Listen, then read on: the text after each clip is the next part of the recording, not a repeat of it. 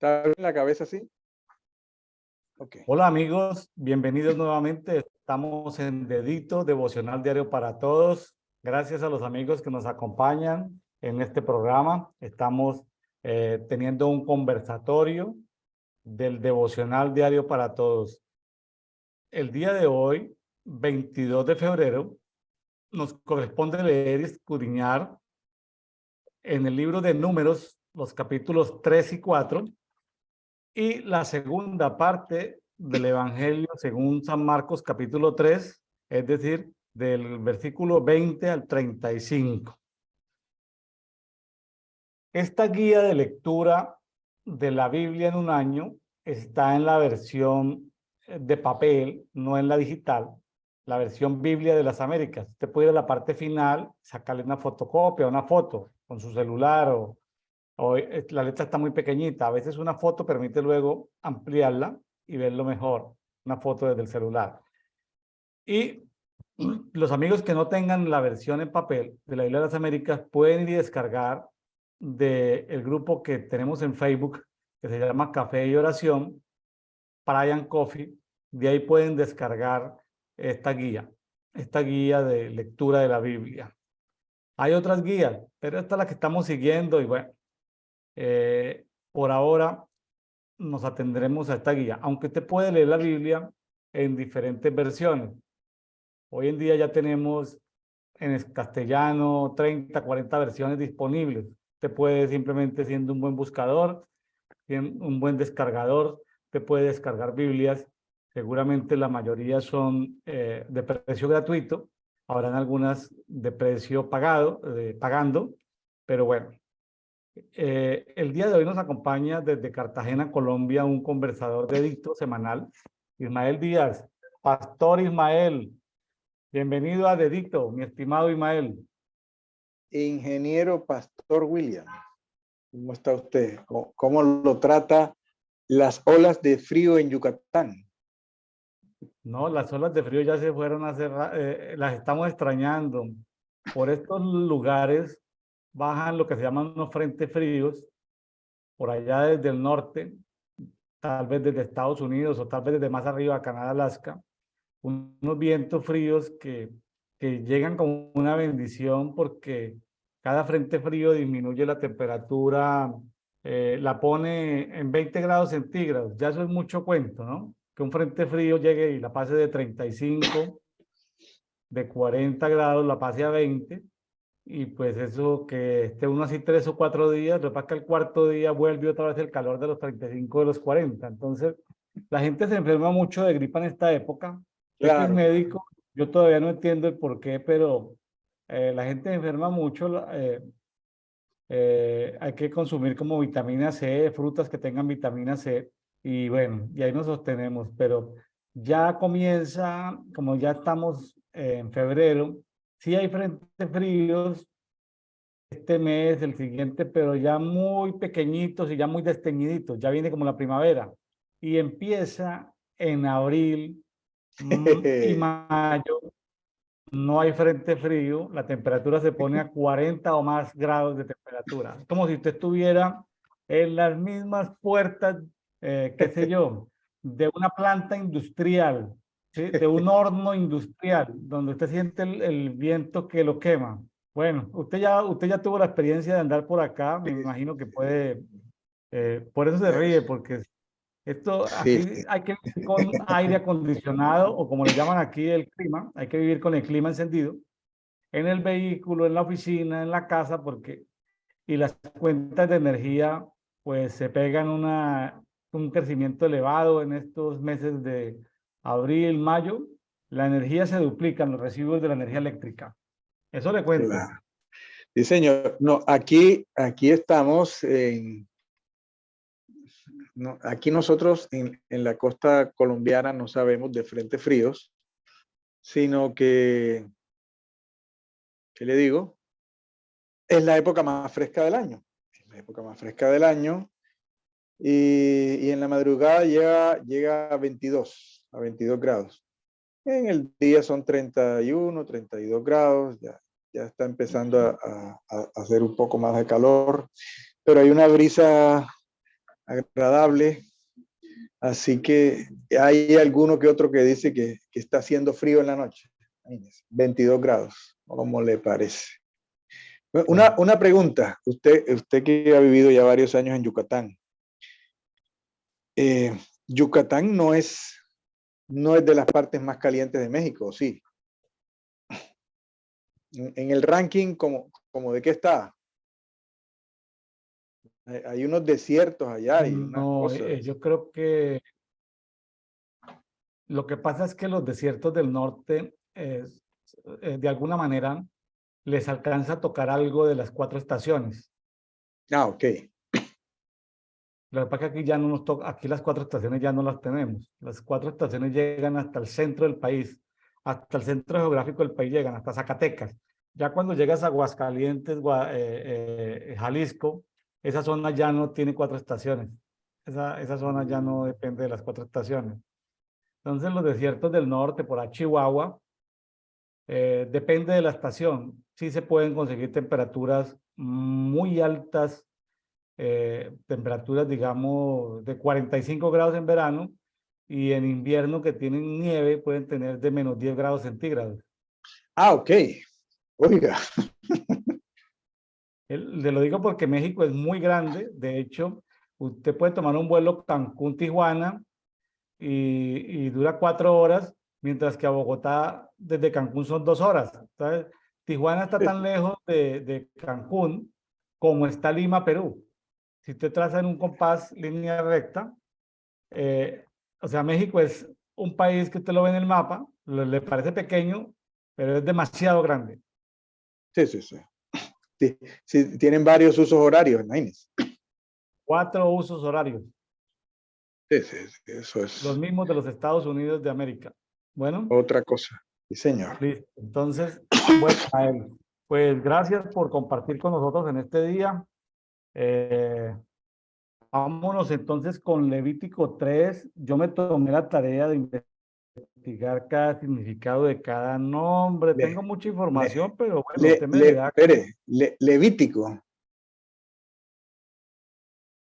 No, perdón, me equivoqué. Números capítulo 3. Oh, oiga, pero no me asuste, yo quedé así, pero si yo estoy preparado para números, ¿yo por No, qué voy a ya, hablar de...? no, ya Levítico lo pasamos, discúlpeme. Sí, sí, sí, no, No, pero lo que pasa es que, ¿sabe por qué? ¿Sabe por qué el me equivoqué? susto que me Porque, pegó, oiga. no, ¿sabe por qué dije Levítico? Porque estaba leyendo el título aquí de mis notas, que eran sobre la tribu de Leví, ¿sí? Entonces ahí fue donde me Ah, equivoqué. no. El susto ahí se me removió lo que fue y lo que no fue. Bueno, Bueno, corrijamos. El día de hoy, 22 de febrero, escudriñamos, estudiamos Números capítulo 3 y 4. ok, sí, señor.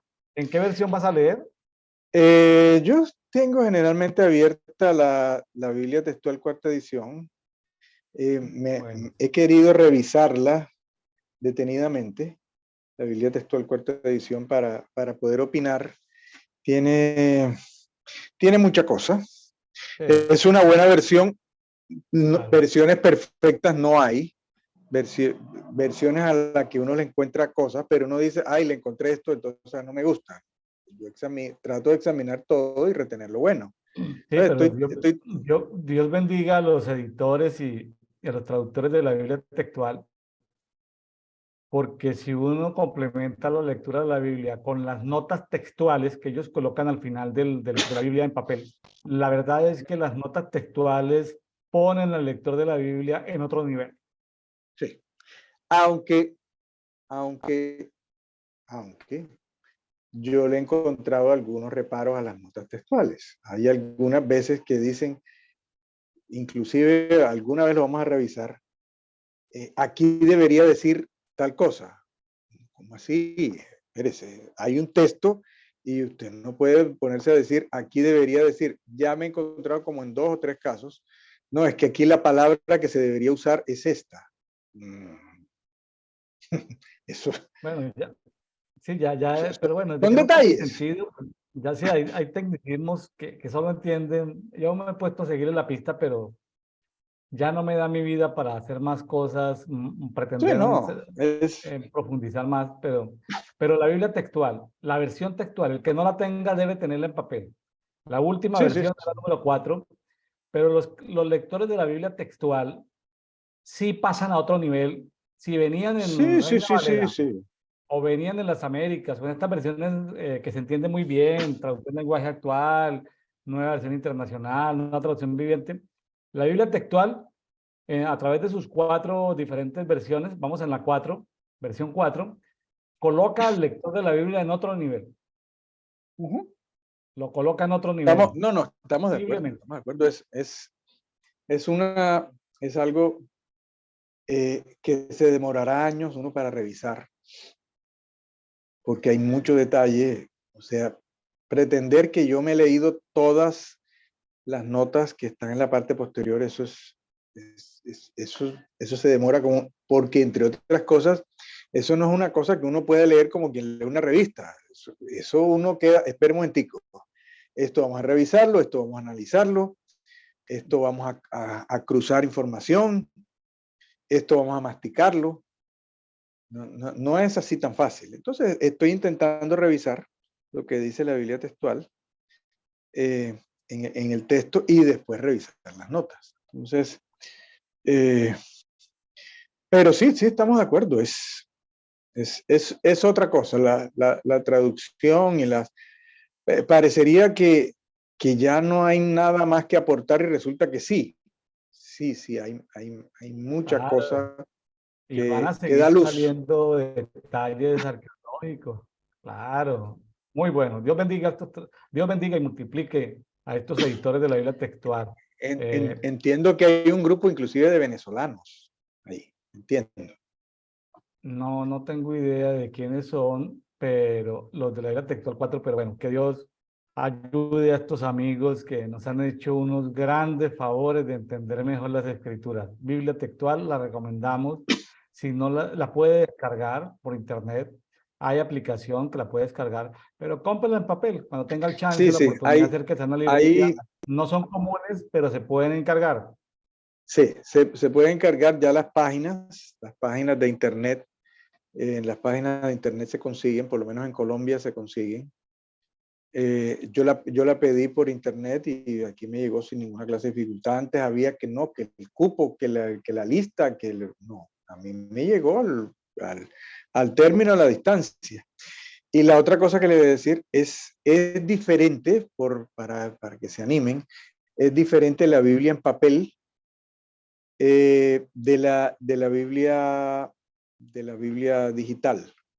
Hay, hay, hay giros idiomáticos diferentes y hay orden de capítulos diferentes. Claro, Entonces, es mejor en, tenerlo en papel.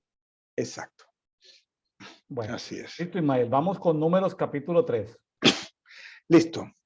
Estos son los descendientes de Aarón y Moisés el día que Jehová habló con Moisés en el monte Sinaí.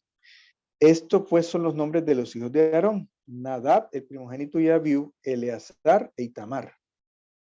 Aquí, aquí quiero, bueno, voy a seguir hasta el 4. Estos son los nombres de los hijos de Aarón, los sacerdotes ungidos, cuyas manos él consagró para ejercer en el sacerdocio. Pero Nadab y Abiú murieron delante de Jehová cuando aproximaron fuego extraño en presencia de Jehová en el desierto de Sinaí y no tuvieron hijos. Y Eleazar e Itamar ejercieron el sacerdocio en presencia de su padre Aarón.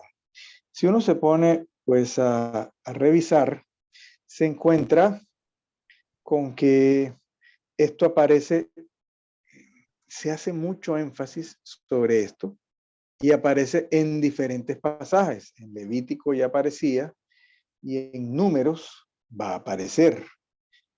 Eh, eh, quiero devolverme a Levítico, capítulo 10, donde se menciona lo de Nadab y Abiú, porque hay unos comentarios que se pueden hacer. Dice capítulo 10, versículo 1 de Levítico: Nadab y Abiú, hijos de Aarón, tomaron cada uno su incensario, después de poner en ellos fuego y echar incienso sobre él, ofrecieron en presencia de Jehová un fuego extraño que él nunca les mandó.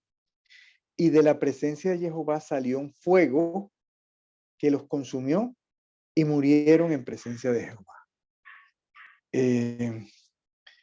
Delante del Señor salía fuego. Y aquí hay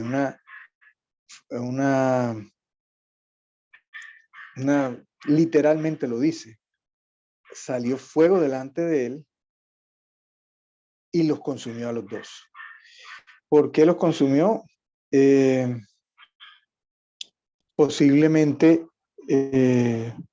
porque estaban ebrios. En alguna otra parte lo dice. Y no era un asunto raro que saliera fuego delante del Señor. Números, me voy a adelantar, números 16, 31, 35, dice, y salió un fuego de parte de Jehová que consumió a los 250 hombres que ofrecían incienso.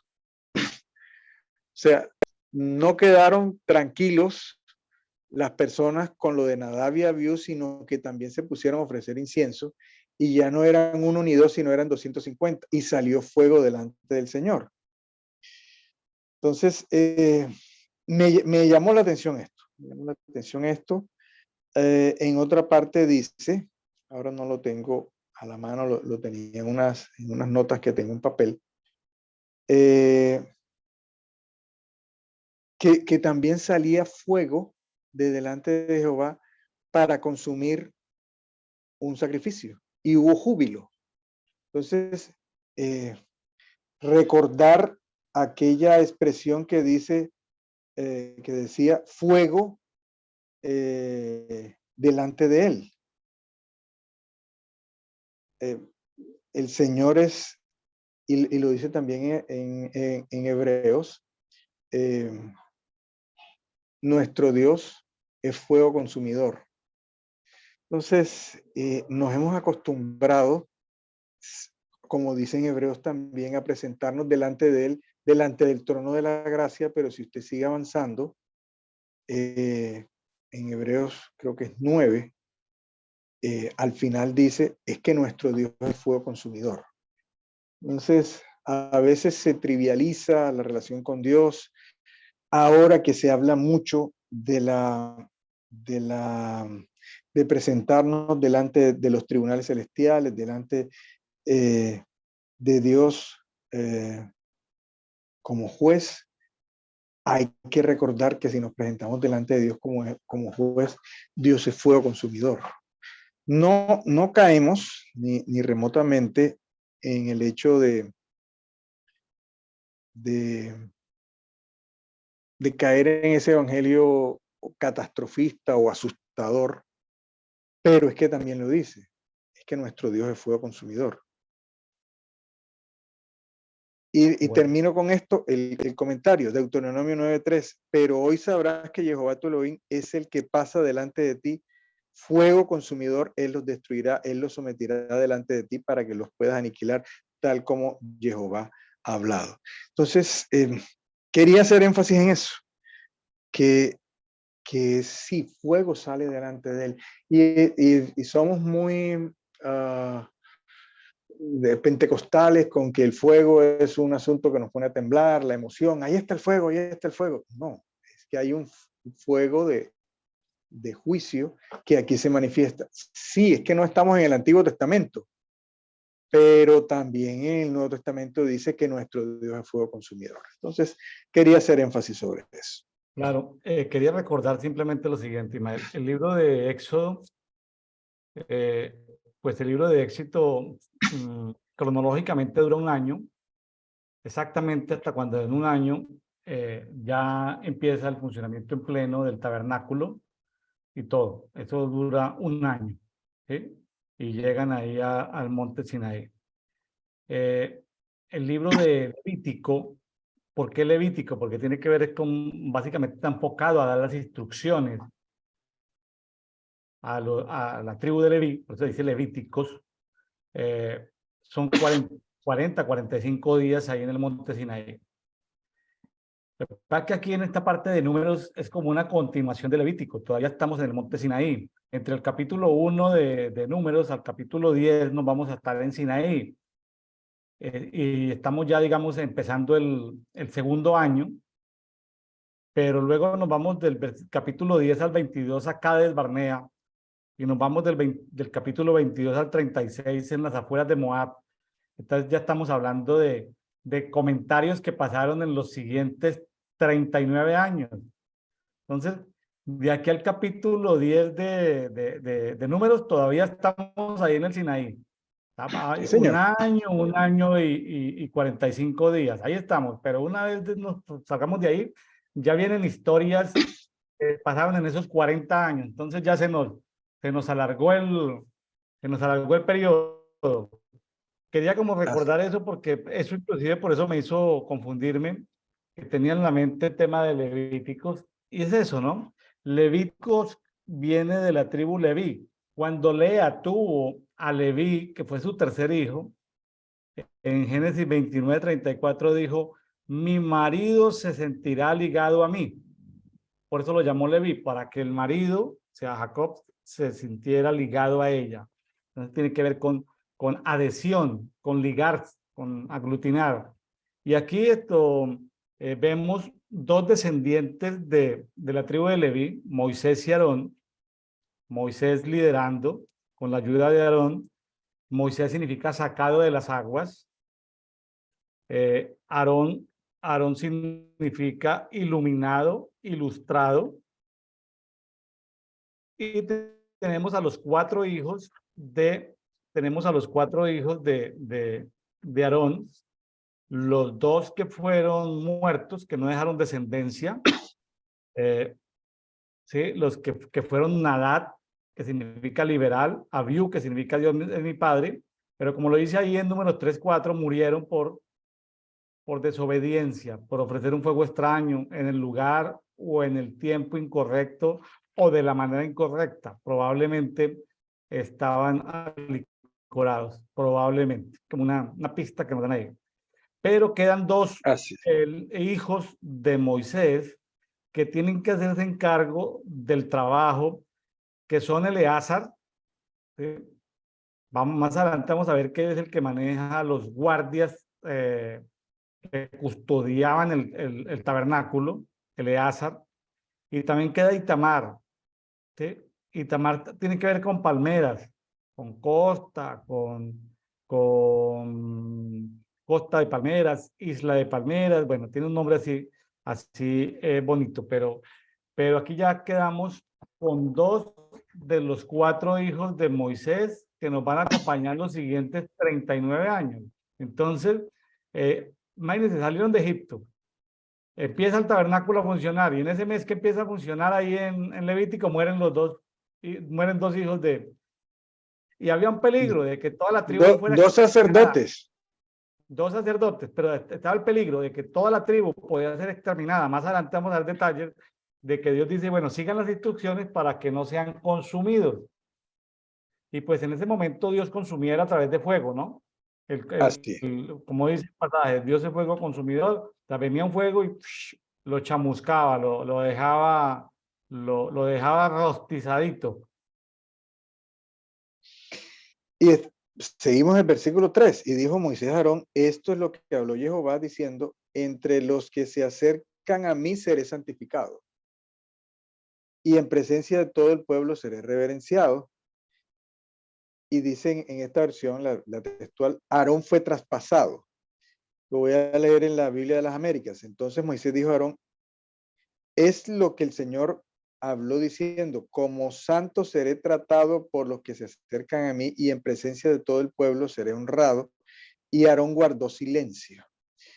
Entonces, en la nota de la Biblia textual dice, fue traspasado, esto es de dolor, guardó silencio. Entonces, él tuvo que quedarse callado ante la muerte de sus hijos, no que por qué, que cómo, que no, él guardó silencio.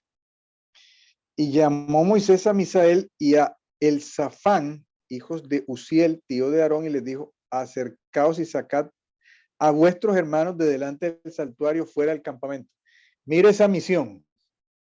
aparecen estos dos muchachos y creo que ellos salen de escena. Lo único que tenían que sacarlo de delante del Señor, de delante del santuario, y llevarlo fuera del campamento, seguramente enterrarlos. Pero Sí.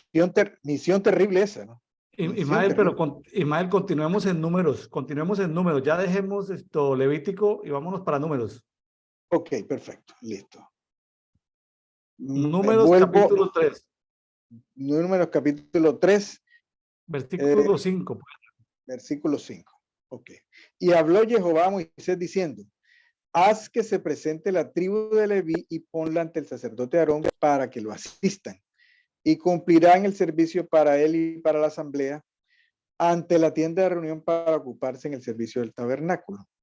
Y cuidarán todos los utensilios de la tienda de reunión y la observancia de los hijos de Israel para la labor del tabernáculo. Harás pues donación de los levitas a Aarón y a sus hijos, y ellos les son enteramente cedidos de entre los hijos de Israel. Pero encargarás a Aarón y a sus hijos que solo ellos se ocupen de su sacerdocio, pues el extraño que se acerque será muerto. Vea pues cómo era de estricto el asunto del sacerdocio. Eso lo voy a decir con cuidado. Con el tiempo cambió después de la pausa, del silencio del Señor, porque el Señor ya permitió que el sumo sacerdote fuera escogido de otra forma, que no fuera del linaje de Aarón ni el linaje de Sadoc, porque después hubo un cambio del linaje de Aarón, hubo un cambio a otros linajes. Entonces, yo me encontré el otro día que ya los sumos sacerdotes eran escogidos por políticos o por gobernantes. Entonces, ya se volvió un asunto político. En el tiempo de Cristo, los sumos sacerdotes no pertenecían, inclusive, creo que algunos llegaron a ser extranjeros. Entonces, aquí era un asunto estricto y un asunto que tenía que ver con muerte. El extraño que se acerque será muerto. Claro, sí, sí, eso se pervirtió más adelante. Aquí en el capítulo, que quiero llamar la atención sobre los siguientes versículos. Del 3:9 en adelante, vamos a ver que hay un intercambio, una transferencia de derechos. Recordemos que en Éxodo 13:2, Dios había dicho que todo primogénito le pertenecía a él, tanto de seres humanos como de animales. Pero Dios vio que en términos prácticos esto puede ser complejo. Entonces, todos los primogénitos le pertenecen a Dios. Ismael es primogénito, le pertenece a Dios. ¿Quién es su primogénito, Ismael? Varón Gabriel. Bueno, entonces le pertenece al Señor. Entonces, cada primogénito le pertenecía al Señor, por hacer un ejemplo. Entonces, pero aquí el Señor está haciendo, en términos prácticos, está diciendo, ¿sabe qué? Vamos a hacer una transferencia de derechos de primogenitura por el sacerdocio. Toda una tribu le va a servir al Señor, que es la tribu de Leví, y los primogénitos se quedan, digamos, cumpliendo sus funciones básicas en su tribu. Se hizo como yo le llamo que una transferencia de derechos, un cambio, un donativo de lado y lado, y de eso vamos a estar leyendo más adelante. Sí, señor. Y un donativo en dinero. Más adelante, cuando las cuentas no cuadran, más adelante. Sí. Habló Jehová a Moisés en el desierto de Sinaí diciendo, cuenta a los hijos de Leví por sus casas de familias paternas, contarás todo varón de un mes arriba. ¿Ya? Los contó pues Moisés conforme al dicho de Jehová, tal como le fue ordenado. Y estos fueron los hijos de Leví por sus nombres: Gersón, Coat, Merari, y los nombres de los hijos de Gersón por sus familias, Libni y Simei. Los hijos de Coat por sus familias, Amram, Ishar, Hebrón, Uziel. Y los hijos de Merari por sus familias, Maili y Musi. Estas son las familias de los levitas según las casas paternas. De Gersón, la familia de Libni y la de Limei, de la de Simei, tales son las familias gersonitas. Y los censados, según el número de todo varón de un mes arriba, fueron 7.500. Las familias de Gersón acamparon detrás del tabernáculo al occidente. El adalid de la casa paterna de los gersonitas era Eliasaf ben Lael. La custodia de los hijos de Gersón a la tienda de reunión comprendía el tabernáculo con su cubierta, la cortina de entrada a la tienda de reunión, las cortinas del atrio, la cortina de la entrada de este y del altar y las cuerdas para todo el servicio. A Coat pertenece a la familia de Amram, la familia de Ishar, la familia de Hebrón y la familia de Uziel. Tales son las familias de los coatitas. Según el número de todo varón de un mes arriba, eran 8.700 que tenían la custodia del santuario. Las familias de los hijos de Coat acampaban al costado meridional del tabernáculo, siendo el adalid de la casa paterna de las familias de Coat Elisafán ben Uziel. Al cuidado de ellos estaba el arca, la mesa, el candelabro, los altares, los utensilios del santuario con los que ofician y el velo con todo su servicio. El principal de los jefes de los levitas era Eleazar, hijo del sacerdote Aarón, encargado de los guardas que custodiaban el santuario. De Merari era la familia de los Maalitas, la familia de los Musitas, tales eran las estirpes de Merari. Sus empadronados, según el número de todo varón de un mes para arriba, fueron 6.200. El adalid de la casa paterna de la familia de Merari era Suriel ben Abiail. Acampaban al costado norte del tabernáculo. Al cargo de los hijos de Merari estaban los tablones del tabernáculo, sus travesaños, sus columnas, sus basas, todos sus utensilios y todo lo concerniente al servicio, así como las columnas que rodean el atrio, sus basas, las estacas y sus cuerdas. Y los que acampan delante de la tienda de reunión al oriente, Moisés, Aarón y sus hijos, quienes harán la guardia del santuario en nombre de los hijos de Israel, y el extraño que se acerque será muerto. Ismael, aquí hay muchos detalles que has leído. Me gustaría compartir algunas de las notas que tengo acá antes de seguir. Bueno, a los amigos que nos están escuchando, aquí se dispuso de un censo. El censo eran los levitas mayores de un mes. De un mes, sí, señor. Levitas varones mayores de un mes. ¿Un censo para qué? Eran los encargados de mover,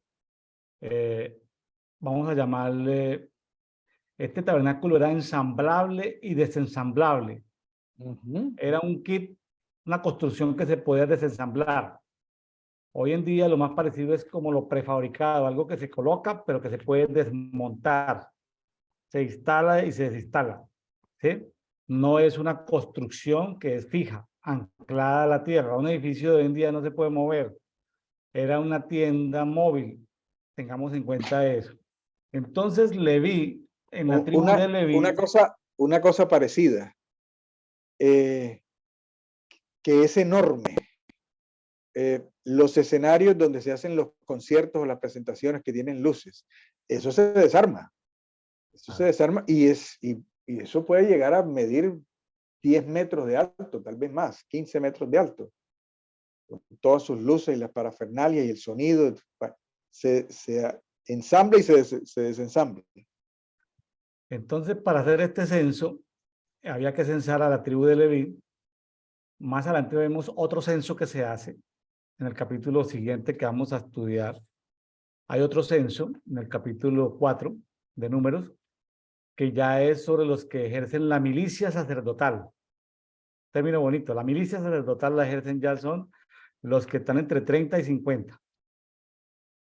Entre 30 y 50 y hay otro censo, Pero vamos con este censo. La tribu de Leví pudo contar ese día 22,000, repartidos en tres grandes familias.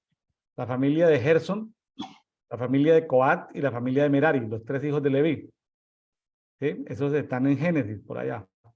Gersón significa expulsado o expulsión. Coat significa asamblea. Merari significa amargo. La estructura pesada, lo que eran los tablones del tabernáculo, los tablones, los travesaños, las columnas, las basas, las columnas que rodean el atrio, sus bases, le correspondieron a la tribu de Merari. La estructura que le da al tabernáculo, a la tribu, a la familia de Merari. La parte que recubría, digamos, cortinas, que era el tabernáculo, la tienda, las cortinas de la entrada de la reunión, las cortinas del atrio, las cortinas alrededor, lo que vestía el tabernáculo. Los altares, las cuerdas, le correspondían a la familia de Gerson, a los gersonitas. Y los artículos más sensibles, más sagrados, le correspondieron a los coatitas, a los descendientes de Coat. Es decir, el arca, la mesa, el candelabro, los altares, los utensilios los utensilios y el velo. ¿Sí? Entonces son los detalles. O sea, uno la estructura, otro con lo que se vestía y otro los elementos de más valor. ¿Por qué? Porque luego más adelante hay toda una logística de salir, de cómo se hace. De primero sale Moisés y Aarón, luego salen los que desmontan la estructura, luego los que se quedan, luego siguen los que van en orden, lo que viste la estructura y luego los elementos, los muebles que están dentro del tabernáculo, por llamarlo de una manera moderna, los muebles, lo que... Ahora, imagínese usted un edificio de vigas y columnas es la estructura. Imagínese usted paredes, puertas y ventanas, eso es lo que lo viste. Imagínese usted los muebles, la cocina, la estufa, eso ya es los artefactos electrodomésticos, como en 3 niveles. Aquí también existen los 3 niveles, o sea, primero Merari, segundo Coat, segundo Gerson y tercero Coat. Ahora, también hay una ubicación, ¿sí? Fíjese que al oriente del tabernáculo iba a quedar Moisés, Aarón y sus hijos. Y quedaba encargado Eleazar de los guardias en esa zona oriental. Estaban Moisés, Aarón y sus hijos. Al otro lado, hacia el occidente, quedaban los gersonitas, que eran 7.500 mayores de un año. O sea, al occidente. Al norte estaban los de Merari y al sur quedaron los de Coat. Ahora, hay nombres que aquí me tomé la tarea de investigar los nombres. Por ejemplo, el líder que escogieron de las familias gersonitas, ¿sí?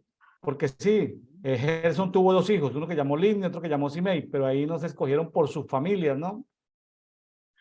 Eliasab significa Dios añadido, hijo de Lael, que significa consagrado a Dios. De la familia coatita, el líder que escogieron fue Elisafán, que significa Dios protege, hijo de Uziel, que significa fuerza de Dios. Y de la familia de Merari, que significa el líder escogido, Suriel, significa Dios de roca, hijo de Abijail, que significa padre de poder. Muy bonito de nombre, padre de poder. Solo que en castellano, como que llamarle a alguien Abijail, pues no queda como, no suena como bonito, sí. Pero padre de poder sí suena muy, muy bonito. Ahora, o sea que aquí había un orden de ubicación a los 4 extremos del tabernáculo. Había un orden de quién se encargaba de transportar qué. Porque recuerden que aquí apenas llevamos 1 año y 45 días, pero faltan 38 años y pico. Entonces eso hay que moverlo, desmontarlo. Eso hay que hacerlo con cuidado. Eso unas cosas tenía que hacer Moisés, Aarón, otras cosas tenían que hacer Eleazar, que era el sacerdote encargado de la guardia. Luego seguían otros, y cómo se desplazaban y cómo se movían las tribus, ¿sí? Realmente 2.500.000 personas moviéndose en bloque. Uno se los imagina como en la película, todos caminando por el desierto, uno tras del otro, pero no. Hay que ver cómo se movían en bloque. 2.500.000 personas moviéndose por el desierto. Una logística impresionante. Y mal cuando usted ve esas competencias ciclísticas, Tour de Emiratos Árabes, Tour de Arabia, Tour de Omán, usted ve que desde el helicóptero muestran esos ciclistas que van por unas avenidas muy bonitas de asfalto, pero sufren mucho viento y viento con arena. O sea, no hay día que no les llegue arena. Eso es una cosa, la arena está todo el tiempo presente en el desierto y el viento con la arena y vientos de más de 60 kilómetros transportando arena. Y fíjese que usted, el desierto no es que usted lo ve así bonito, como unas dunitas de, como muestran en las películas, unas dunitas de, no, eso hay rocas, hay cosas escarpadas, o sea, el desierto no es que sea bonito, agradable, es una cosa, uno mira esos videos de esas competencias ciclísticas actualmente y uno ve, Ismael, que el terreno es irregular, irregular, un terreno feo, no es, es rocoso, es arena, rocas. Imagínense la cantidad de serpientes, imagínense la cantidad de animales que hay, de elementos escondidos, piedras filosas. Imagínense llevar a los ancianos, a los niños, a los bebés, imagínense toda la logística de movilización de 2.500.000 personas. Imagínense el agua que consumían diariamente. Uno de los amigos invitados a Dedito decía, hizo el cálculo del aceite del alumbrado, y no, eso no cabe en la cabeza de nadie, el aceite del alumbrado, Ismael, o sea, una logística muy, muy compleja. Sí, hay mucha complejidad, pero el Señor pone en detalle. Usted me hace de vez en cuando las preguntas que le hacía a su mamá. ¿Qué encontró de nuevo y qué encontró de llamativo? Que aquí, sí, ¿no? Y yo le voy a contestar y ya quedo yo chuleado así, que aquí me llamó la atención en este número 3, que el censo era de un mes hacia arriba. O sea, en esa labor había posibilidad para los niños. O sea, el niño empezaba a caminar, el niño empezaba, ya podía cargar cualquier cosita y no estaba exento, a diferencia del próximo capítulo que tenía unos rangos de edad y unas fechas de jubilación.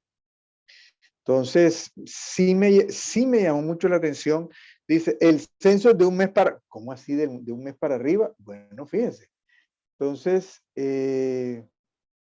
hay unos muchachitos que nacieron en el desierto, hay unos muchachitos que nacieron en el desierto y que tuvieron el privilegio. Acuérdese que los que entraron en la tierra prometida de 20 años para abajo. Entonces, hay unos muchachitos que estuvieron en esta función cargando el tabernáculo y que sí pudieron entrar, porque si nacieron a la mitad de la peregrinación y estaban ahí, tuvieron ese doble privilegio, Sí. cargaron,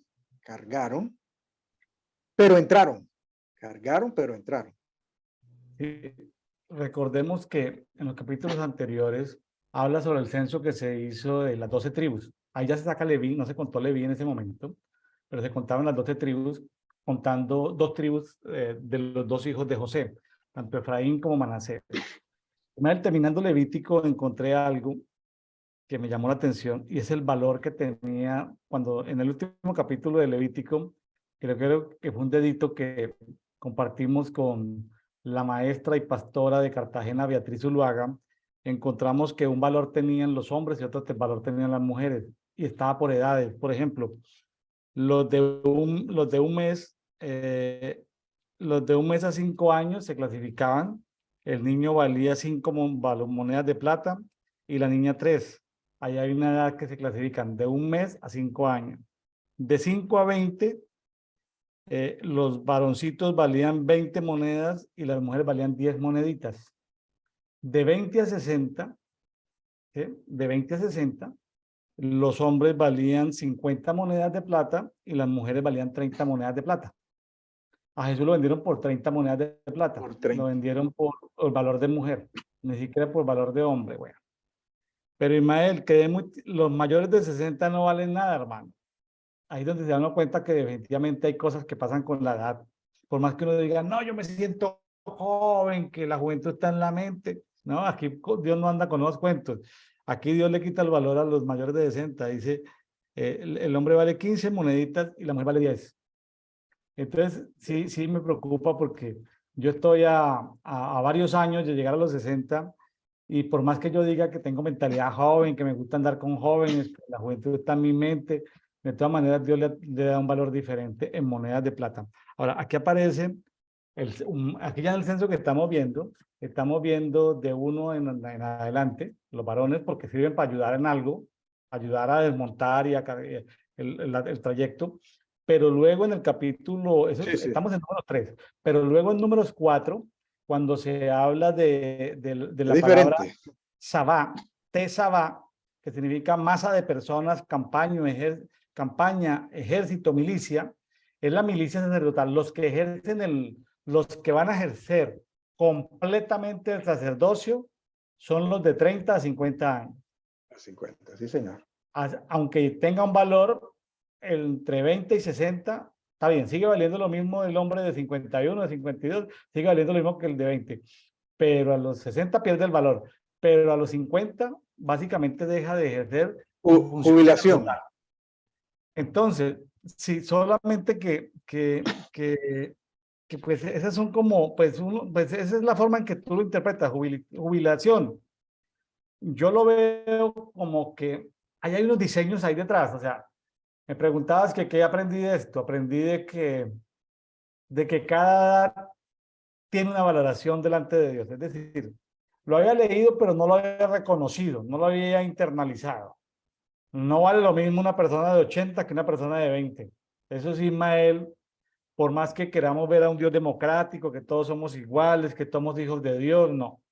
Para Dios vale, para esa edad de ejercer el sacerdocio entre 30 y 50, pues tenía todo, pues el sacerdocio era cosa difícil, era cosa complicada, era trabajo. El sacerdocio no era eh, estar estudiando la palabra, era trabajo pesado. Entonces, yo creo que sí tenemos unas valoraciones que dependen del sexo, dependen de la edad. Hay funciones que dependen de él también, por más que uno, por programas de emprendimiento, de motivación personal, de desarrollo humano, no, la edad está en la mente, que no sé qué cosas, los amigos cuánticos de que cierra los ojos y visualiza en qué edad están, pues yo respeto todo eso porque eso le ayuda a sacar ánimos a uno de donde no tiene, ¿sí? Ayuda como a recargar el tanque. Pues gracias por mentalizar eso, pero hay realidades que son innegables, es decir, y yo lo que le digo a las personas cuando se quejan de alguna edad, les digo, mire, todos vamos a tener la posibilidad de pasar por diferentes edades, cada una tiene sus ventajas y sus desventajas, disfrutémoslas conforme Dios nos las permita vivir en el lugar y en el proyecto que Él nos tenga asignado. O sea, lo que yo estoy hablando no es de resignación. Yo no hablo de resignación. No me gusta ese lenguaje psicológico de, de, de resignación. Yo hablo de asignación. Asegúrate de que estás en el lugar asignado por Dios, en la función que Dios te ha asignado. Es lo que yo trato de decir. Pero sí encuentro, Ismael, muy a mi pesar, que Dios no es ni democrático, o sea, esas ideas que a veces se vuelven popular, de que todos somos iguales, no, nadie es igual a nadie. Entonces, veo un orden, veo un orden, eh, veo un orden, ahorita que Dios por su misericordia, había un orden Ismael en el sacerdocio. Si alguien tenía un defecto físico, no podía ejercer el sacerdocio, Ismael. Ujú. Sí, sí. ¿Sí? Ahorita usted ve esa gente que ejerce el sacerdocio y que lo llevan, lo llevan en camilla a ejercer el sacerdocio, ¿sí? Lo llevan en fin. Entonces, y uno dice, pero ¿por qué Dios no permitía que tuviera algún tipo de enfermedad ni en los ojos, ni en las manos, ni nada? Y bueno, en fin, yo creo que Dios nos está mostrando un orden. Uno ahora no puede decir, eh, hoy en día a nadie se le puede decir nada a nadie porque todo el mundo demanda. En los países pues democráticos demandan. En los países autocráticos nadie puede demandar porque lo meten preso o lo encarcelan o lo desaparecen. Pero en los países más democráticos la gente demanda porque eres feo, porque eres bajito, porque eres gordo, porque eres negro, porque no te miran bien, porque no te vistes bien. Entonces es el extremo, ¿no? Yo creo, Ismael, que hay que tener orden. Hay que tener orden, por ejemplo, vamos a decir una comunidad. ¿Quién trae el agua? Una comunidad menonita en Paraguay, no, algo así. ¿Quién trae el agua? Bueno, ¿quién ara la tierra? ¿Quién hace la comida? Hay que tener un orden. ¿Quién tal cosa? ¿Sí? Ahorita, ¿quiénes viven en comunidad en América? En comunidad en América viven algunos los indígenas viven en comunidades, resguardos indígenas, espacios donde la propiedad de la tierra es colectiva. Ahí hay que poner algo de orden.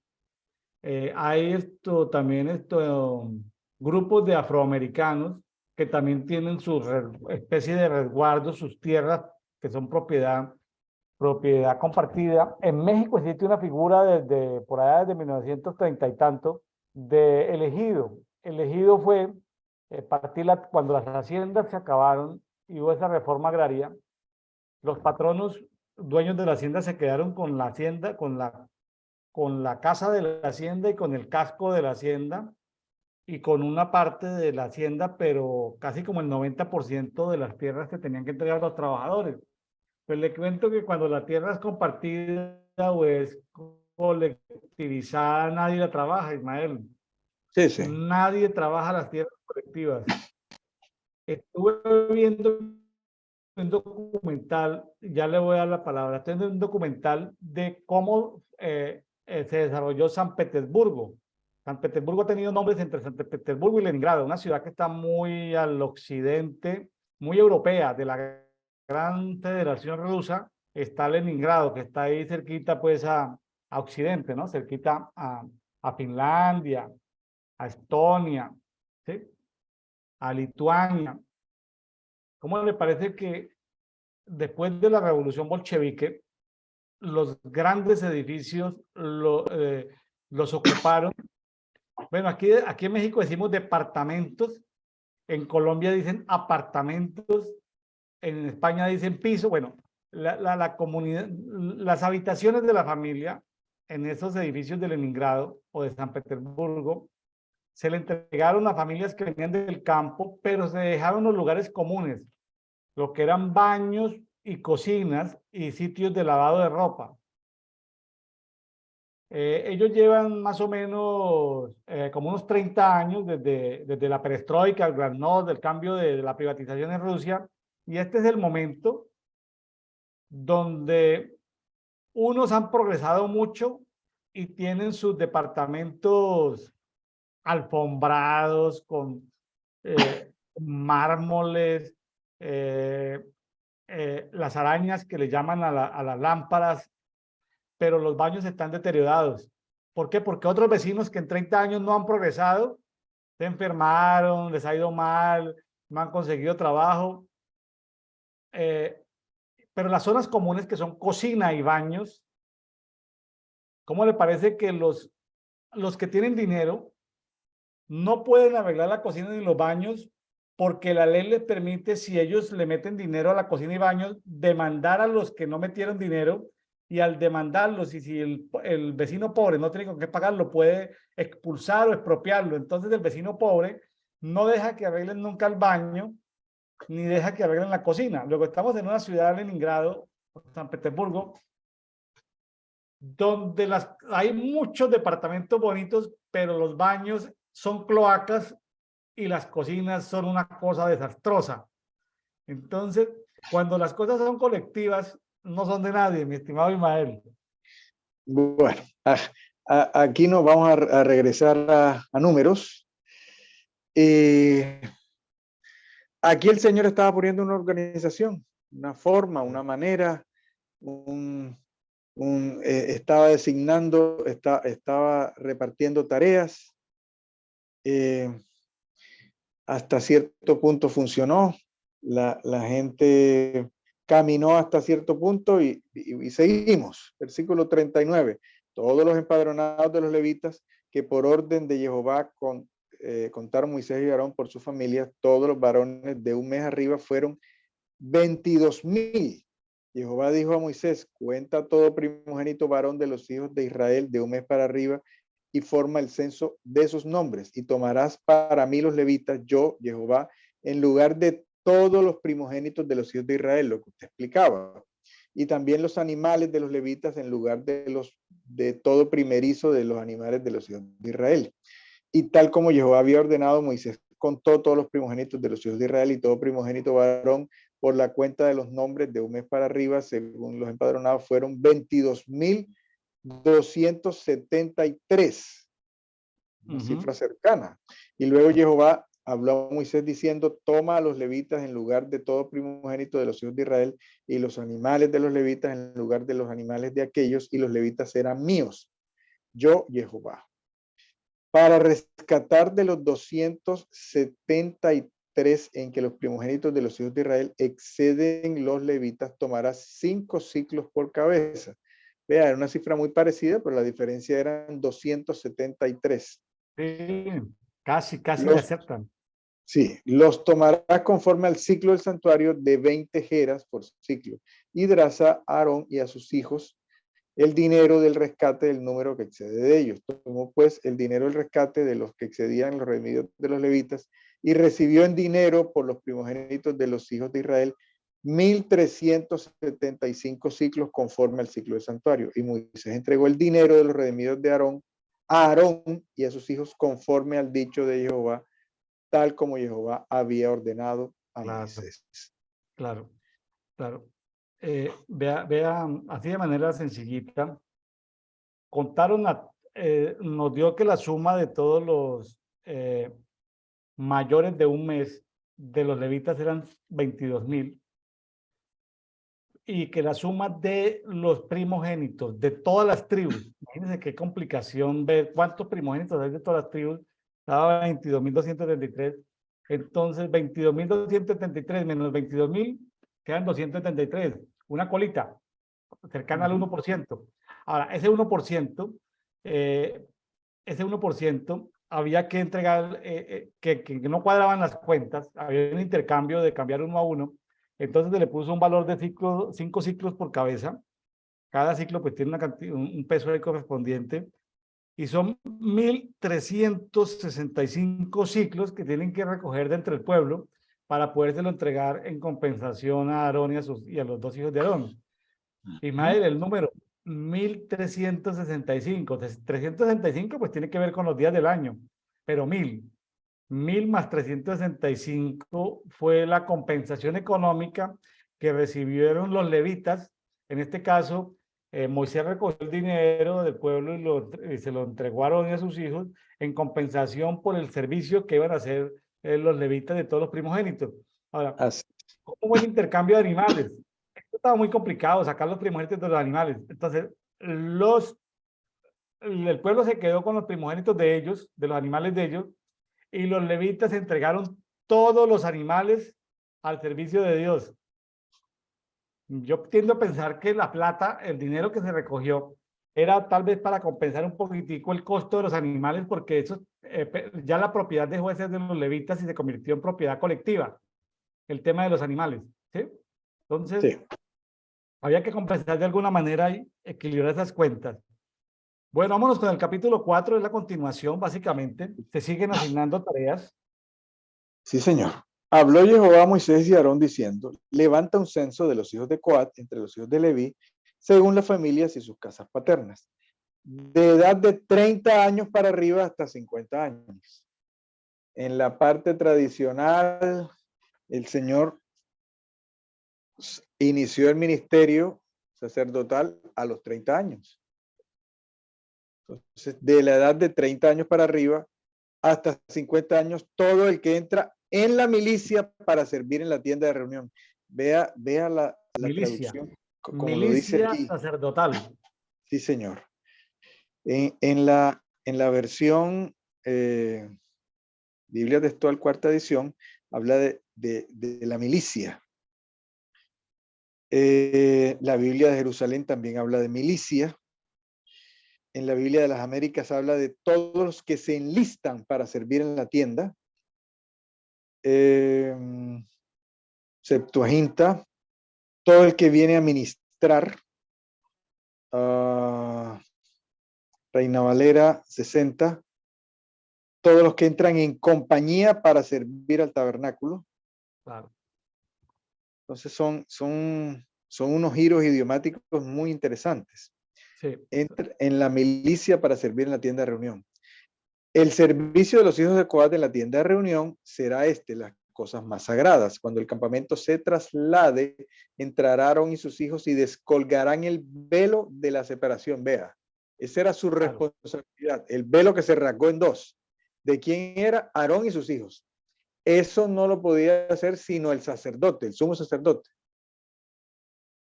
Con que cubrirán, esa es otra cosa que me llamó la atención, con que cubrirán el arca del testimonio. Entonces, ese velo era para cubrir el arca. No tenía otra función. Separación y después que nadie lo mirara. Y después vamos a ver las cosas de la mirada. Aquí viene más adelante. Sobre ella pondrán la cubierta de piel de tejón y extendiendo encima un paño todo de azul, le colocarán sus varas. Entonces, no es como, o no debía ser como sale en Cazadores del Arca Perdida, porque en el momento en que se iba a trasladar, sí, es una película ya clásica, en el momento en que se iba a trasladar, iba cubierta. ¿Iba cubierta con qué? Con el velo y encima de eso una piel de tejón y encima de eso un paño todo de azul. Entonces ya sabe que donde iba la cubierta azul, ahí estaba el arca. Bien llamativo esto. Entonces, sobre la mesa de proposición será extendido un paño azul y sobre ella los platos, las cazoletas y las tazas. La cazoleta era como un, ¿cómo decirlo en un español que se entienda en toda América? Como un artefacto de metal, como un plato grande. Esa era la cazoleta. Las tazas y las copas de libación, el pan perpetua quedará encima. ¿Vea? Encima del paño quedaba el pan. Y sobre estas cosas extenderán un paño carmesí y taparán con una cubierta de piel de tejón y le colocarán sus varas. ¿Ves? Había una cubierta encima de los utensilios, estaba el pan y encima el otro paño y la cubierta con piel de tejón y también con varas. Después tomarán un paño azul y cubrirán el candelabro del alumbrado y sus lámparas, las despabiladeras, sus platillos y todos los recipientes de aceite con los que se da servicio. Y lo envolverán con todos los utensilios en una cubierta de piel de tejón, poniéndole sobre las parihuelas. Aquí hay algo que lo envuelven. Y extenderán asimismo sobre el altar de oro un paño azul, lo cubrirá con una cubierta de piel de tejón y lo colocarán sus varas. Vea, el privilegio del tejón. Y tomarán todos los utensilios del servicio con los cuales ofician el santuario y los envolverán en un paño azul, cubriéndolos con una cubierta de piel de tejón y los pondrán sobre unas parihuelas. Y después quitarán las cenizas del altar y extenderán sobre él un paño púrpura y pondrán sobre él todos los utensilios con los cuales ofician braseros, garfios, paletas, tazones, todos los instrumentos del altar y extenderán sobre él una cubierta de piel de tejón y le colocarán sus varas. Cuando Aarón y sus hijos hayan terminado de cubrir los objetos sagrados con todos los utensilios del santuario al moverse el campamento, entonces vendrán los hijos de Coat. Entonces, aquí está la diferenciación. Aarón y sus hijos primero cubren el arca y después cubren todas las demás cosas. Todas las demás cosas. Entonces, cuando Aarón y sus hijos hayan terminado de cubrir los objetos sagrados con todos los utensilios del santuario al moverse el campamento, entonces vendrán los hijos de Coat para transportarlos. Hay una separación de actividades. Aarón y sus hijos, o prácticamente el sumo sacerdote, era el que tenía que cubrir todos y venían otros y los movilizaban. serían los logísticos. Pero no tocarán el santuario, pues morirían. Estas son las cosas de la tienda de reunión que transportarán los hijos de Coat. Y Eleazar, hijo del sacerdote Aarón, estará encargado del aceite del alumbrado, del incienso aromático, de la ofrenda vegetal permanente y del aceite de la unción. Estará encargado de todo el tabernáculo y de todo lo que hay en él, del santuario y sus utensilios. No sé si paramos porque hay algún comentario. Ismael, pues esto son muchos detalles, pero aquí en este capítulo 4 estamos viendo una milicia que es la gente entre 30 y 50 años.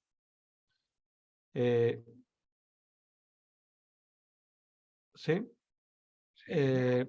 Estamos viendo, Ismael, que se le asigna a cada una de las 3 familias de Leví, a la familia de Gerson, a los gersonitas, el que los va a liderar va a ser Itamar, al de la familia de los coatitas los va a liderar Eleazar, a la familia de Merari los va a liderar Itamar, o sea, Itamar tiene doble trabajo. Sabemos que más adelante pues se hablan de la cantidad de personas que salieron muy poquiticos. Salieron 2.630 de Gerson, 2.750 de Coat, 3.200 de Merari. Hombres realmente entre 30 y 50 años solo salieron de los levitas 8.580. Pero fíjese que me llama la atención cómo de los dos, Eleazar se queda con el trabajo más de los 2 hijos de Aarón. Me llama mucho la atención que Eleazar quedó con el trabajo más delicado, como más de núcleo, porque manejaba la guardia y manejaba lo que era el arca, la mesa, el candelabro, los altares, los muebles más sensibles, vamos a llamarlo así, los utensilios más sensibles. Y luego a este Eleazar se le encargaba del aceite de las lámparas, del incienso perfumado, de las ofrendas que tenían que ofrecer, del aceite para las ofrendas de los objetos sagrados. Entonces, como que ese núcleo central el director de ese grupo, aunque ese grupo tenía un líder que era Elisafán, de todas maneras, bajo la dirección de Elisafán estaba bajo la dirección de todas maneras de Eleazar. Para que no perdamos de vista a Eleazar. Itamar se encarga de las otras 2 familias, de la familia de Gerson y de Merari, y tiene funciones diferentes, tiene funciones complementarias. Me llama como la atención que lo central, lo más importante, después de Aarón y Moisés, lo más importante lo va a desarrollar Eleazar. Eleazar significa Dios es mi ayudador.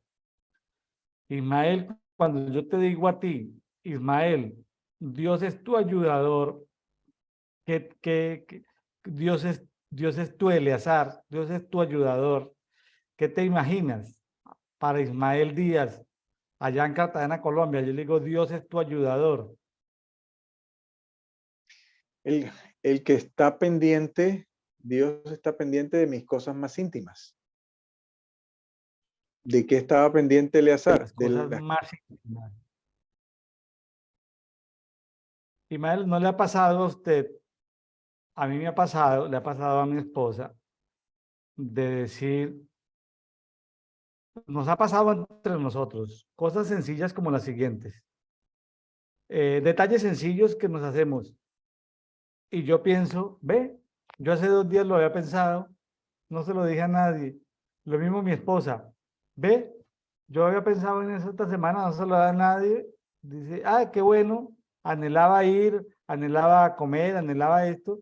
Y ¡pum! Como que Dios nos sorprende de alguna manera con las cosas íntimas. A veces nos creemos que estamos muy emproblemados, o sea, llenos de problemas, ¿sí? Pero a veces no tenemos problemas, lo que no tenemos son asignaciones. A veces no es que no tengamos problemas ni asignaciones, es que no tenemos los recursos para las asignaciones que nos han dado. O sea, son problemáticas de diferente vista, pero en toda circunstancia, lo bueno de todo es que Dios conoce en nuestra intimidad aún lo que sentimos. Y ahí es donde vienen aportes muy importantes como las oraciones del corazón. Y me parece muy importante los amigos cuánticos que hablan de las oraciones del corazón. Es decir, tú puedes desde el corazón, tú vas en un avión, no vas a hablar lingüísticamente, simplemente oras desde tu corazón. Y desde tu corazón salen frecuencias o sale oración que se pueden comunicar con Dios. Ahí mis amigos cuánticos hablan de salmos, que hablan del corazón, y el corazón sigue siendo un órgano, yo creo que en proceso de descubrimiento, porque el corazón en sí mismo tiene disque cerebro, tiene disque unidad cerebral y cosas, yo no logro entender eso, yo no logro entender lo que, porque en la época mía, Sí, mis sí, pastores ancianos hablaban de que era un mero músculo y yo no lograba sí. entender la Biblia porque mis pastores no eran médicos y no eran médicos cuánticos tampoco. Bueno, sí le hablo de algo que tiene que ver con la medicina. Desde los últimos 10 años, los últimos 5 años, últimos 10 años, 5 años, eh, cuando yo estudié, estaban totalmente distanciados los cardiólogos de los nefrólogos. Eran, no tenían nada que ver, nada que ver. Traducción, nefrólogo atiende qué órgano? La nefróloga es el internista especializado en el riñón. Entonces, Riñón, atiende riñones. sí. Entonces, el internista, ambos son pues muy destacados, pero el nefrólogo es mucho más de números. El nefrólogo es mucho más de cálculos. El nefrólogo es más, no quiero utilizar la palabra científico, pero Cuantitativo, sí, cuantitativo. es más numérico. Es más numérico. El Y nefrólogo, el que hay, atiende los riñones. sí, sí. Entonces es más numérico, es más de cálculos. El cardiólogo es siendo muy delicado, imagínese, el que atiende al corazón tiene que ver más con válvulas, no es lo mismo que el cirujano cardiovascular, que es el que opera y es otra historia, pero, pero el cardiólogo es más teniendo que ver con lo eléctrico y teniendo que ver con lo físico. O sea, hay una arteria obstruida, tenemos que desobstruirla. Entonces, es más físico, es más, como le digo, que tiene que ver con tuberías, que tiene, esto está obstruido, tenemos que desobstruirlo para Claro. que, para que funcione. Y tiene que ver con lo eléctrico. O sea, es eh, parte de tuberías, por decirlo de alguna forma, una forma muy burda, y parte eléctrica. Mientras que el nefrólogo era mucho más de filtros y mucho más de química. Entonces, Ya. vea que eran aparentemente dos cosas muy lejanas, pero resulta que se ha encontrado en los últimos años relación muy directa entre cómo funciona el riñón y cómo funciona el corazón, sobre todo en los diabéticos. Entonces, eso aparentemente no tenía nada que ver y ahora los nefrólogos y los cardiólogos andan de la mano. Entonces, ¿por qué hacemos tanto énfasis? Porque el señor David, él empieza a decir, examina mis riñones. Examina mis riñones. Y alguna vez hemos explicado aquí que los riñones están en una zona retroperitoneal y usted está hablando de las cosas más íntimas. Usted abre el abdomen y usted no encuentra el riñón ahí, usted tiene que apartar todo y tendría que ir a un espacio retroperitoneal, lo más íntimo. Y lo más íntimo es el que se encarga de filtrar Entonces ahora hay relación entre lo más íntimo, lo que está más adentro y lo que se encarga de filtrar con el corazón. Eso es una cosa de este siglo.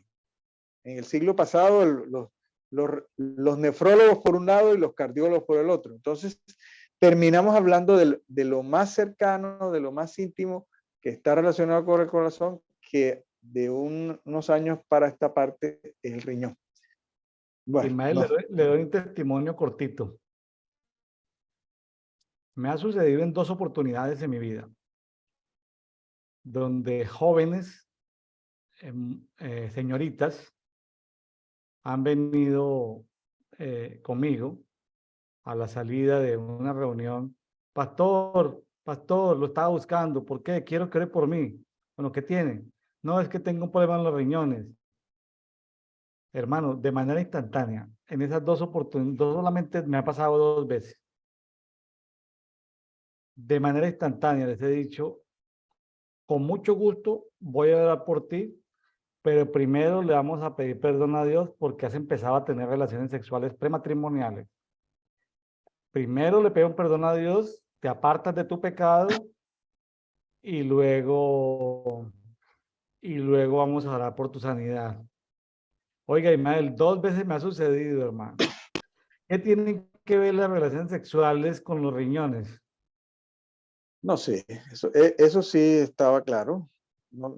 Con las vías urinarias, eso sí estaba claro, porque es zona de contaminación. Si usted tiene relaciones sexuales, pues termina combatiendo su flora de los órganos genitales y eso puede subir, y en la mujer puede subir más fácil, porque la uretra es más corta.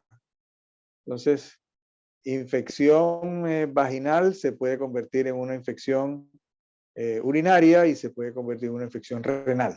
Entonces la gente dice, no, que sufro de los riñones. No, puede ser una infección urinaria. Tremendo, porque me han dicho, y me sucedió también una vez una pareja de novios que, pastor, quiero que, ya decidimos la fecha del matrimonio, quiero que ore por nosotros. Le digo, con mucho gusto, ora por ustedes, con mucho gusto vamos a orar, pero primero quiero que le pidan perdón al Señor porque han empezado a tener relaciones sexuales. Oiga, hermano, pedirme consejería a mí como pastor es cosa complicada, hermano. Sí, ¿Ah? sí, sí. Yo lo tengo claro. Pedirme Ismael, yo creo que le podemos dejar de tarea a nuestros amigos que están escudriñando la palabra, terminar de leer números 4, donde hay asignaciones para los 3, para Itamar. A Itamar se le asignan 2 familias, la de Gerson y la de Merari. A la de Eleazar se le asigna la familia de Coat.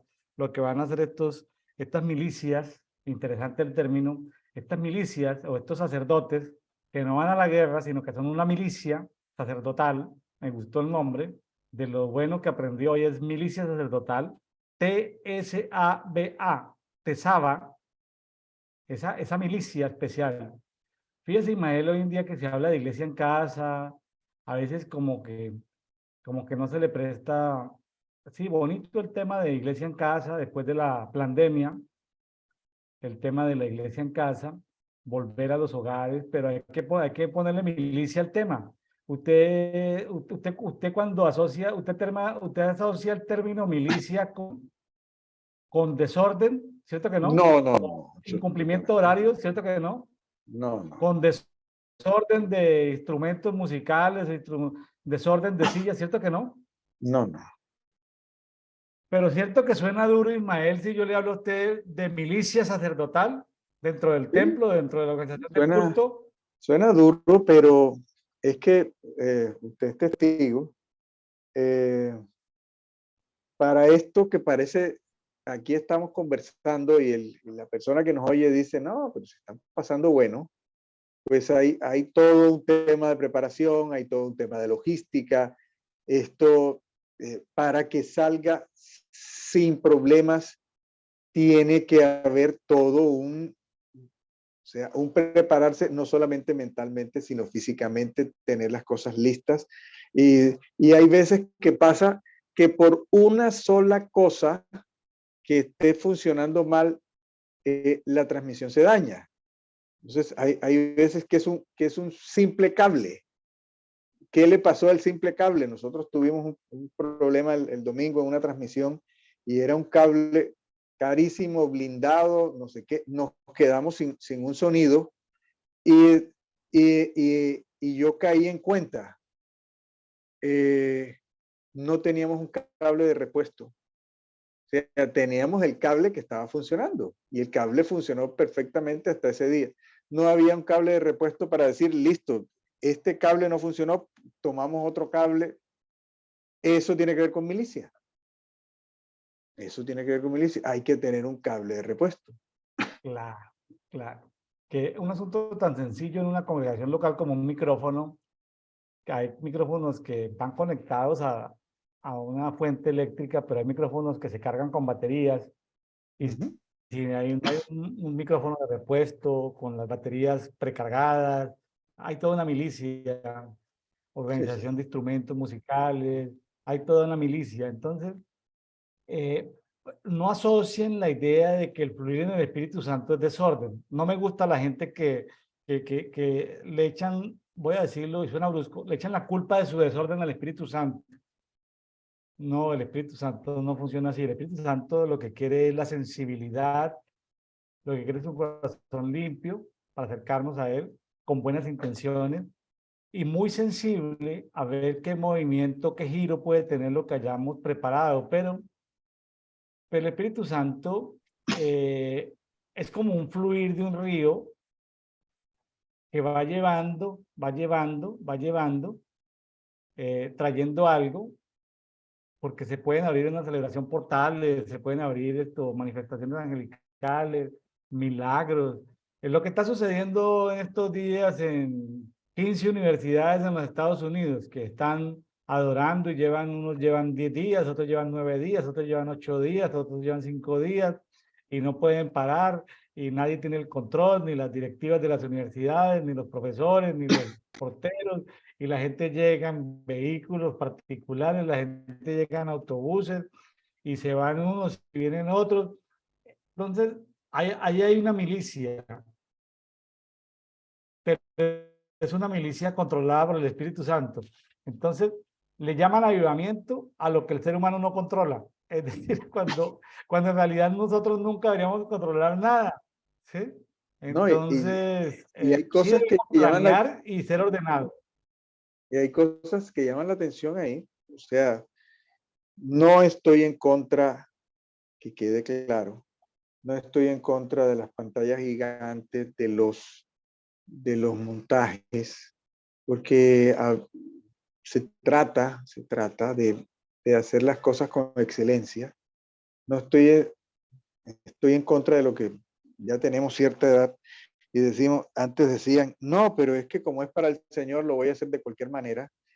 Los músicos, hay músicos muy ungidos que se preparan, que estudian, que tienen buenos instrumentos, que hacen buenos montajes, que tienen las luces, el sonido, pero, pero lo que yo he visto en las transmisiones es mucho de acústico, no hay una batería, no hay una guitarra eléctrica. En la primera universidad lo que vi fue un piano de cola y un cajón peruano. Un piano de cola y un cajón peruano. Eh, no hay protagonismo, no hay micrófonos, no hay luces, no hay pantallas gigantes, no hay... De pronto es que volver a las raíces, ¿dónde? En las universidades, porque en las universidades siempre fueron un terreno como vedado para el Señor, ¿no? Volver un poco a las raíces de los coros son suaves, no, vuelvo y digo, no tengo nada en contra de las luces, ni de los escenarios, ni de las guitarras eléctricas, porque aquí hemos transmitido con guitarras eléctricas y tenemos sintetizador y toda la cosa, pero sí llama mucho la atención, sí llama mucho la atención que el protagonista es literalmente el Señor, como lo dicen Levíticos. Aquí dice yo Jehová, pone la firma. Entonces, no sé si es una cosa de acallar un poco el ruido a callar un poco los extras, y centrarnos en Dios mismo. Centrarnos en Dios mismo. Claro. Algo debe estar hablando Dios. Yo creo que el gran problema que ha tenido Dios ha sido los ladrones de gloria. Desde la creación del mundo ha sido los ladrones de gloria. Lucifer queriéndose robar la gloria. Hijos de Dios muy hermosos, organizaciones de Dios muy hermosas que tienden o son tentados a robarse la gloria. Entonces estos movimientos anónimos no se roban la gloria. No hay un promotor, un líder al cual seguir, no hay un gurú, no hay una institución. ¿Sabe para qué? Para evitar los ladrones de gloria. Es un peso muy grande decir, Ismael es el Moisés de Cartagena, es el Moisés de Bolívar, es el Moisés de Colombia. Es un peso muy grande de gloria. Lo podría cargar tal vez, pero en estos tiempos Dios esto reparte por aquí, por allá, más allá, conforme Él quiere, fuera de los formatos tradicionales. ¿Por qué? Porque nosotros tendemos a empezamos en el espíritu, pero como dice en Gálatas, dice el apóstol Pablo, creo que fue en Gálatas, o Gálatas insensatos, Sí, sí, sí. ¿quién los hechizó? ¿Quién nos los sedujo? Empezamos en el espíritu y terminamos en procedimientos. Empezamos en el espíritu y terminamos en legalismo. Entonces, ¿quién nos hechizó?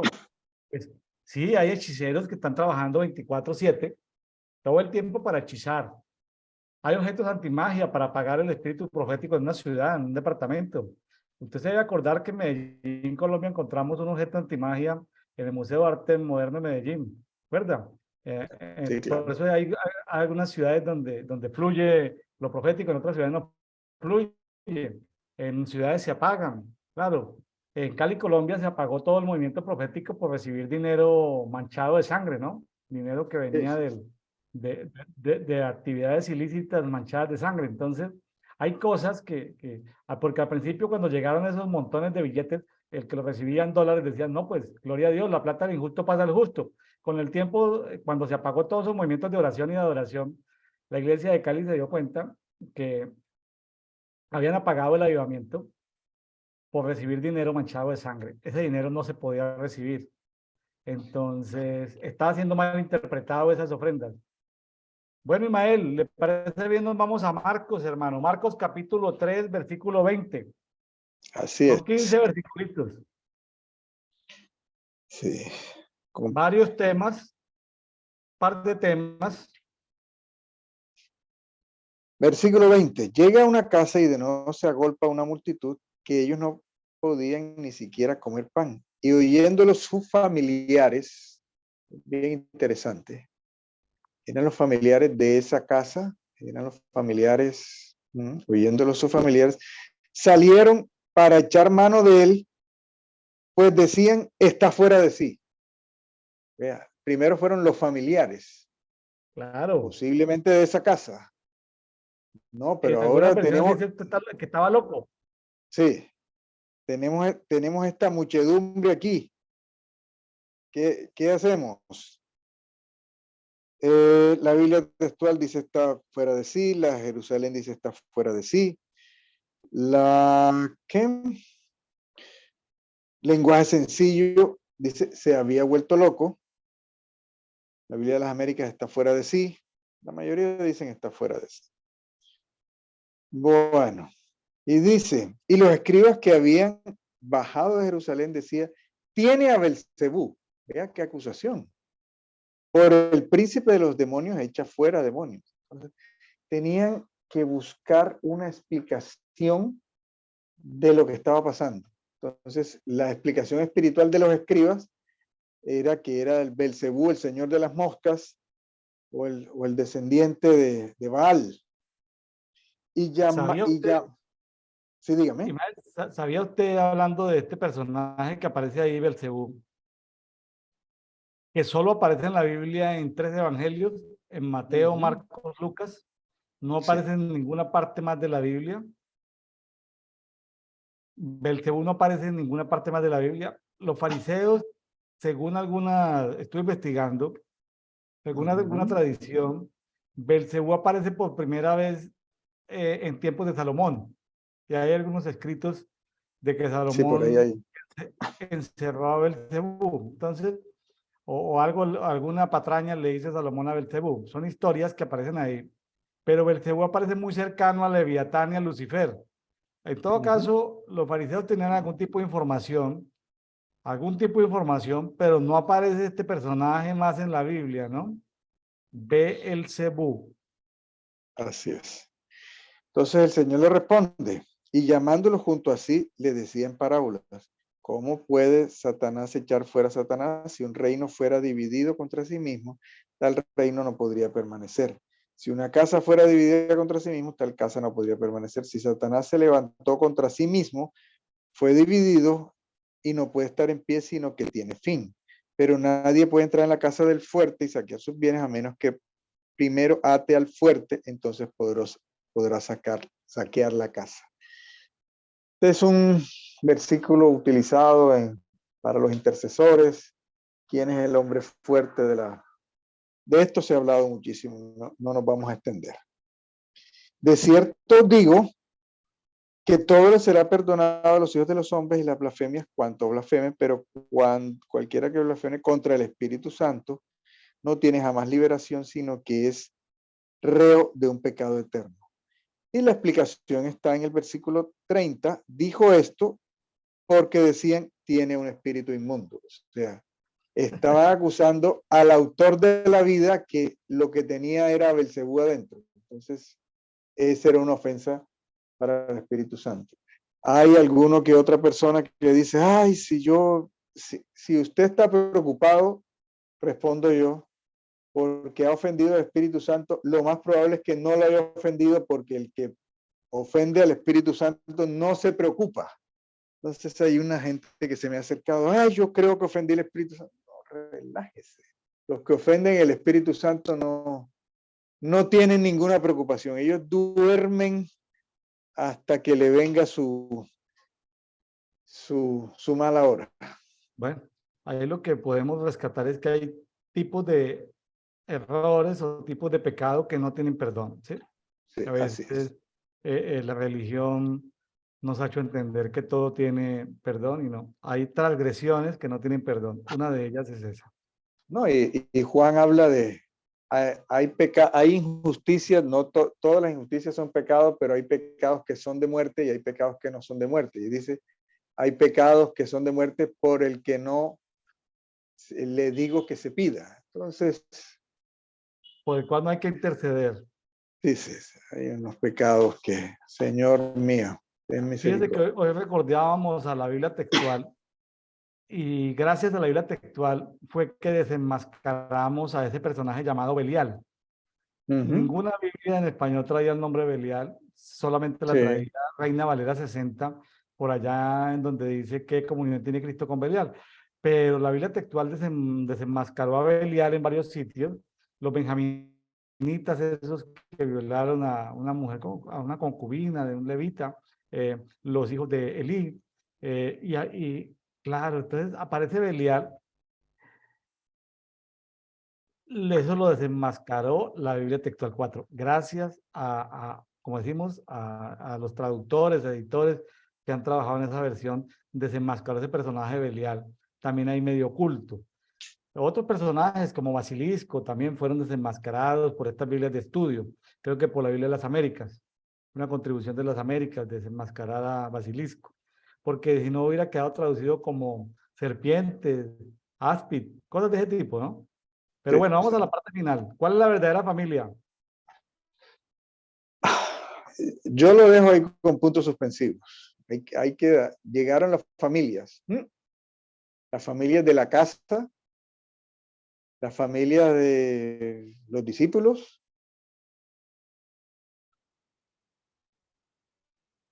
¿No? Bueno, no, es que estaba mencionando la parte de arriba y dice, Y Sí. llegan su madre y sus hermanos, y quedándose afuera lo enviaron a llamar, y había una multitud sentada a su alrededor, y dicen, mira, tu madre y tus hermanos te buscan afuera, y respondiéndoles le dice, ¿quién es mi madre y mis hermanos? Y mirando en derredor, los que estaban sentados en torno suyo, dice, he aquí mi madre y mis hermanos, cualquiera que hace la voluntad de Dios, este es mi hermano y hermana y madre.